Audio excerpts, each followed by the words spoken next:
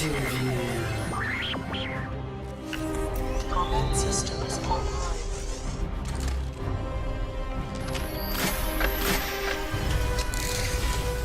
So Tiberium is a sci-fi squad-based shooter that's set in the Tiberium universe. You're a forward battle commander leading the fight from the front lines, and you get to lead powerful units like infantry, aircraft, armored walkers, missile teams, and these are some of your most powerful weapons. You also have a transforming first-person weapon, the GD-10, which really brings a unique style of play to the FPS combat.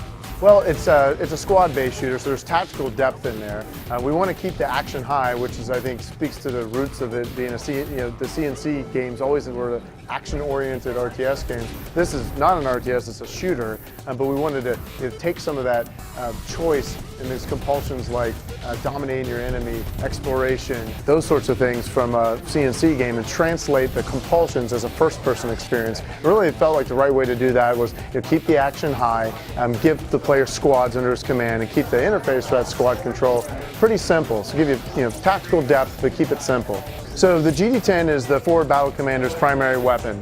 What's unique about it, first and foremost, is that it transforms. It's actually a rock, paper, and scissors, is how I like to refer to it, in that it's not just a sniper weapon or it's not just an assault weapon. It can actually transform into 4 different primary weapons you can carry with you at any point in time.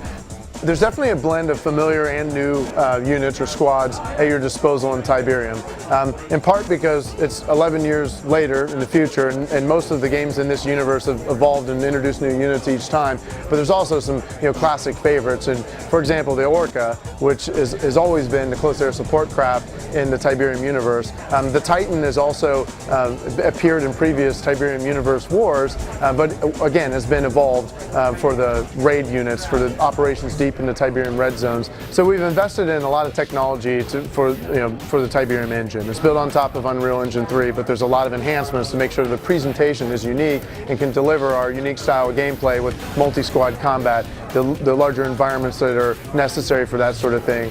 A super important thing to me is I love the way a game sounds. If it sounds immersive, it feels like I'm really there. A lot of that is sold through the audio. Adaptive Surround Experience, or ASX, is an audio technology that we've created specifically for our game Tiberium.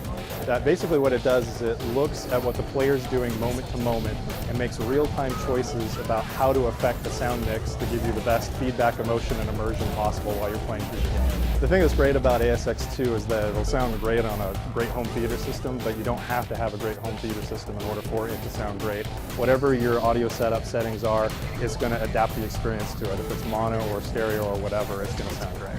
So Tiberium will ship for PlayStation 3, Xbox 360, and the PC when it's ready.